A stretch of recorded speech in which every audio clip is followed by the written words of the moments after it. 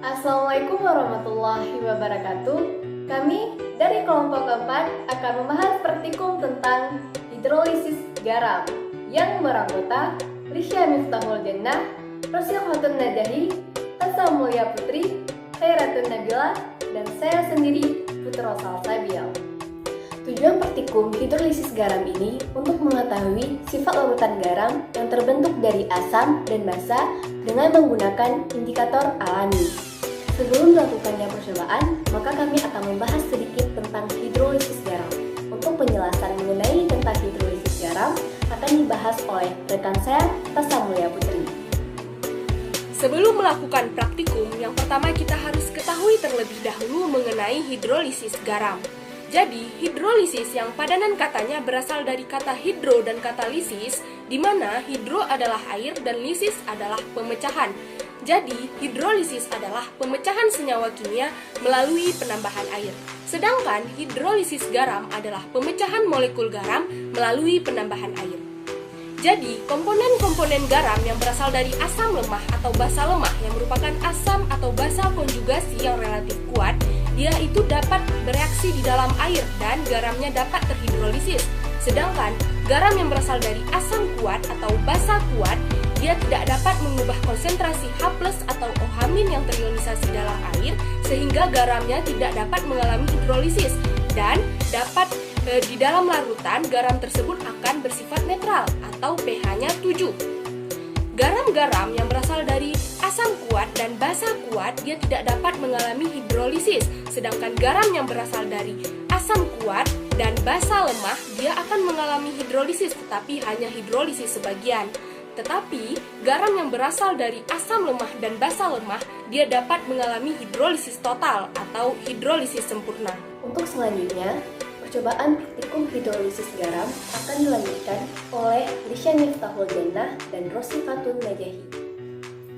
Jadi, alat dan bahan yang kita gunakan dalam praktikum hidrolisis garam ini ada cuka 25%, ada garam, ada soda kue, ekstrak buah naga, air, sendok makan, dan 3 buah gelas. Langkah pertama, kita ambil 1 sendok makan garam dan dimasukkan ke dalam wadah. Langkah kedua, dimasukkan 1 sendok soda kue ke dalam wadah.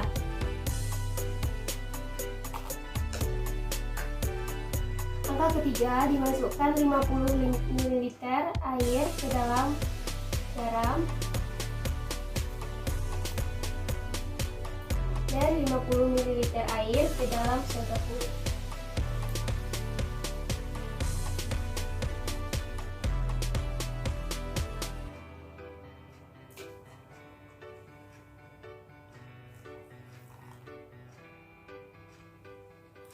Untuk langkah keempat, kami sebelumnya telah menyiapkan 50 ml cuka. Langkah kelima, dimasukkan ekstrak buah naga 1 sendok makan ke dalam masing-masing larutan. 1 sendok makan ke dalam larutan garam, kemudian 1 sendok makan ke dalam larutan cuka, dan 1 sendok makan ke dalam larutan soda kue. Kemudian masing-masing larutan ini diaduk hingga larut.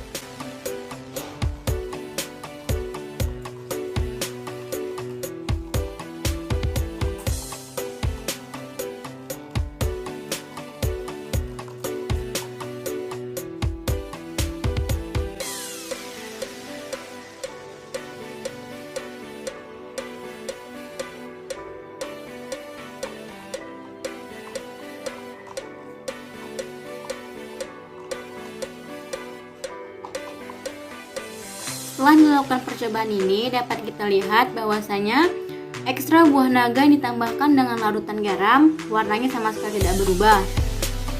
Untuk larutan cuka yang ditambahkan dengan ekstrak buah naga, perubahan warnanya, warna pada cuka lebih terang dibandingkan dengan warna ekstrak buah naga sebelumnya. Sedangkan ekstrak buah naga yang ditambahkan ke dalam larutan soda kue mengalami perubahan warna yang agak sedikit gelap atau keunguan daripada ekstrak buah setelah kita melakukan percobaan hidrolisis garam, maka dapat kita ambil beberapa kesimpulan yang akan dibahas oleh Khairatun Nabila. Baiklah, setelah dilakukan percobaan oleh Lisha dan juga Rosi Khotun, maka dapat disimpulkan bahwa larutan garam atau NaCl setelah dicampurkan dengan ekstrak buah naga ternyata tidak terjadi perubahan warna. Hal ini dikarenakan larutan garam NaCl bersifat netral. Na+ dan juga Cl- tidak dapat terhidrolisis di dalam air. Larutan NaCl atau larutan garam itu berasal dari basa kuat NaOH dan asam kuat HCl. Pada percobaan selanjutnya, yaitu pada percobaan larutan cuka atau CH3COOH setelah dicampurkan dengan ekstrak buah naga, ternyata terjadi perubahan warna sedikit lebih gelap, yaitu berwarna merah tua. Hal ini dikarenakan larutan cuka CH3COOH bersifat asam dan dapat terhidrolisis. Nah, pada percobaan yang terakhir, yaitu pada percobaan larutan soda kue atau NaCO3 setelah dicampurkan dengan ekstrak buah naga, terjadi perubahan warna yang lebih gelap, yaitu berwarna ungu. Hal ini dikarenakan larutan soda kue bersifat basah dan juga dapat terhidrolisis sebagian. Baiklah, sekian kesimpulan dari video praktikum kelompok kami. Semoga dapat bermanfaat bagi teman-teman semuanya. Jangan lupa like, komen, Subscribe and share. Sekian, wassalamualaikum warahmatullahi wabarakatuh.